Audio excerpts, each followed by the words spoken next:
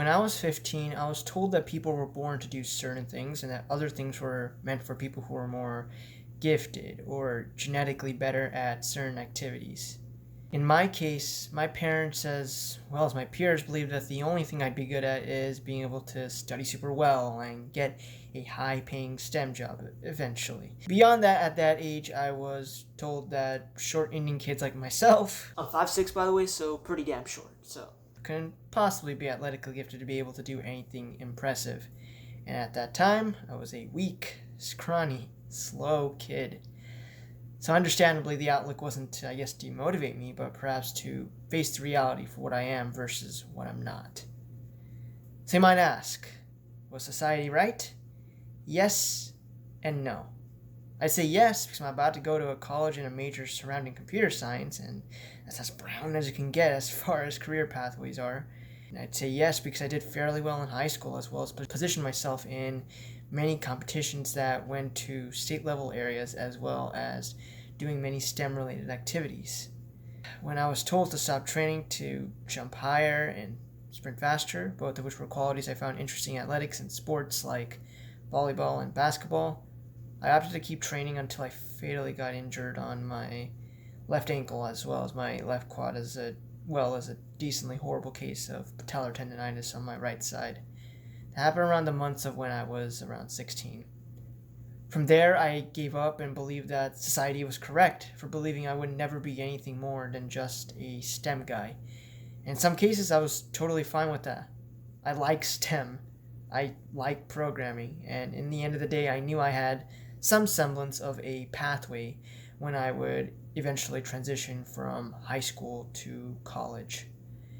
And perhaps I should just forget to dream, is what I told myself. But in late 2020, when I was about to turn 17, given that we were all stuck at home at this time for very obvious reasons here in the United States, I'd find myself often scrolling on YouTube in my free time, like a lot of people probably did, until one day the algorithm decided to show something that changed my outlook on everything. Through the recommended page, I found a few people who were just like me in the past. I'm talking people who were ungifted, untalented, and for some of them even had injuries in the past. And yet through their work, they got to prominent stages in their life where they're an elite player in whatever sport they are playing today, whether it be in the activities of dunking, volleyball, jumping, sprinting, track and field, all those kinds of things. And at that point in my life, I figured, given the amount of free time online learning gave me at that point, that I had to really capture my second chance at achieving my goals and proving others and societal norms wrong.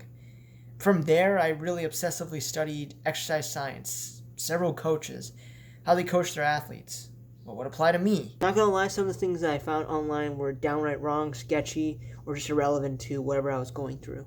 And eventually, I did get myself out of those injuries that were holding me back. I mean, mainly they were my knees since my ankles healed on their own. But once I figured out that I could take control of my circumstances, I went from a 16-inch approach vertical to a 35.5-inch approach vertical in around a year and a half time, from February 2021 to the day that I reached that point this year in July. In recent times, a few people have asked, was I lucky for anything that happened?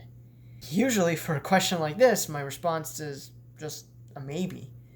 Especially given the circumstance and sheer coincidence of just hopping on YouTube and seeing what I saw, perhaps it could have been considered luck. But my genetics were not lucky. In fact, the time I decided to take my second chance was way past the point of puberty, since I was an early bloomer, where a lot of people tend to make their biggest strides in puberty that allow them to get where they are today in terms of building motor skills and all that. And despite all of that, I've gotten to where I am today in a relatively short amount of time, even if my circumstances weren't the most ideal. And at the end of the day, my mission, if you ever see the end of this video, is that if you're a guy that looks like me and started off where I was, please don't give up yet. And at least do yourself a favor and take that second chance. Never look back, even if it doesn't go as well as you thought, because at least you know that you tried. That you actually tried to fulfill all of the aspirations that you want to fulfill. It's not just about being able to jump high, whatever aspiration that you have. And with that being said, hello guys, My name is DSheth. I'm going to continue working towards being the best athlete I can be, if not beyond that. Like any other social media person, I have to say it, but socials are in the description. Like, comment, subscribe if you actually are intrigued by who I am, as this channel is going to be all about exercise science, athletic performance, and my journey towards the ideals I have built myself up to, as well as continue to build myself up to. That being said, thanks for watching, and see you guys in the next video. This has been DSheth and my perspective.